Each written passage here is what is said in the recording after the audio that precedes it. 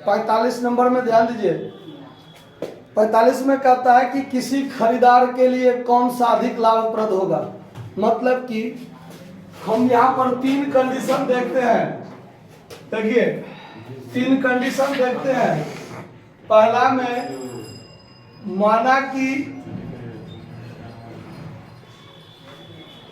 क्रय मूल्य 100 रुपया है, दूसरे में भी क्रय मूल्य 100 रुपया है और तीसरे में भी क्रय मूल्य 100 रुपया है। प्रश्न कहता है कि एक खरीदार के लिए कौन सा अधिक लाभप्रद होगा। मतलब यदि हम एक बार में छूट जो है 25% दे दें, यदि एक बार में छूट जो है पहले आपको 20% छूट मिले, फिर 5% छूट मिले, और तीसरा कंडीशन में कि यदि पहले 15% छूट मिले, पहले 15 ना,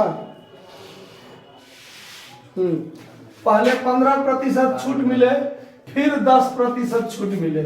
मतलब देखिए यहाँ पर भी छूट 25% मिल रहा है, यहाँ पर भी छूट 25% मिल रहा है, लेकिन पहले 20% फिर 5%, और यहाँ भी छूट 25% ही मिल रहा है, लेकिन पहले 15% फिर 10%।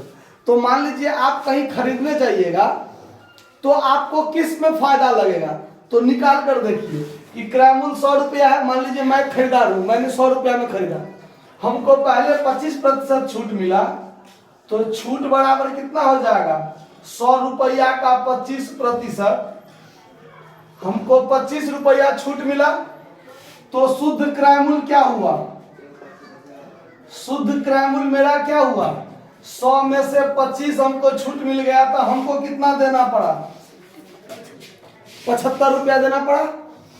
दूसरा कंडीशन में देखिए छूट जो हमको मिल रहा है पहले 100 रुपया का 20% मिल रहा है, तो 100 रुपया का 20% मिल रहा है, तो 20 रुपया छूट मिला, तो अब मूल्य कितना बचा, 100 में से 20 घटा दीजिए 80 मिला, फिर 5% छूट मिल रहा है, फिर 5% छूट मिल रहा है, तो अब 80 रुपया का 5% हमको छूट मिलेगा। कितना का छूट मिलेगा, 80 का 5 छूट मिलेगा। 1010 5 दूनी और 2 चौका 4 रुपया छूट मिला। तो अब हमारा शुद्ध क्रय मूल्य क्या होगा, 80 में से 4 घटाइए तो 76 रुपया। अगर हमको एक के बार में 25% छूट मिला तो हमको 75 रुपया देना पड़ा, लेकिन यदि हमको 2 बार, एक बार 20% दिया और फिर 5% दिया, तो हमको कितना देना पड़ रहा है 76 रुपया। तो अभी तक में कौन फायदेमंद है, एक के बार में हमको 25% दे दो, हमको 2 बार में छूट नहीं चाहिए, हम यही ना कहेंगे। तो दुकानदार कहेगा नहीं, पहले 20% देंगे फिर 5% देंगे, क्यों, उसको 1 रुपया ज्यादा मिल जाएगा और हमको 1 रुपया ज्यादा देना पड़ेगा। तो वो बात नहीं। इसमें देखिए क्या होता है, इसमें छूट कितना, तो पहले 100 रुपया का 15%, तो 100 का 15% तो 15। अब मूल्य कितना बचा मेरा, 100 में से 15 गया 85, है ना।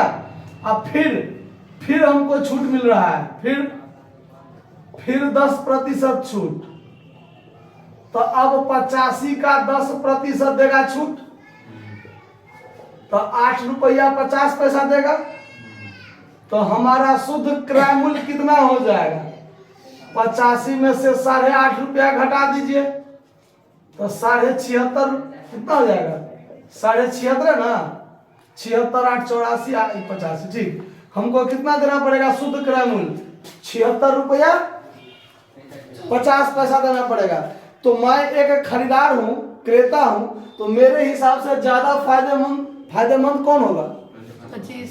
तो ये वाला सबसे ज्यादा फायदेमंद होगा, सबसे ज्यादा लाभप्रद जो होगा वो एक बार में ही 25% जो होगा ना, वो हमको सबसे ज्यादा लाभप्रद होगा। समझ में आया बात, नोट कर लीजिए।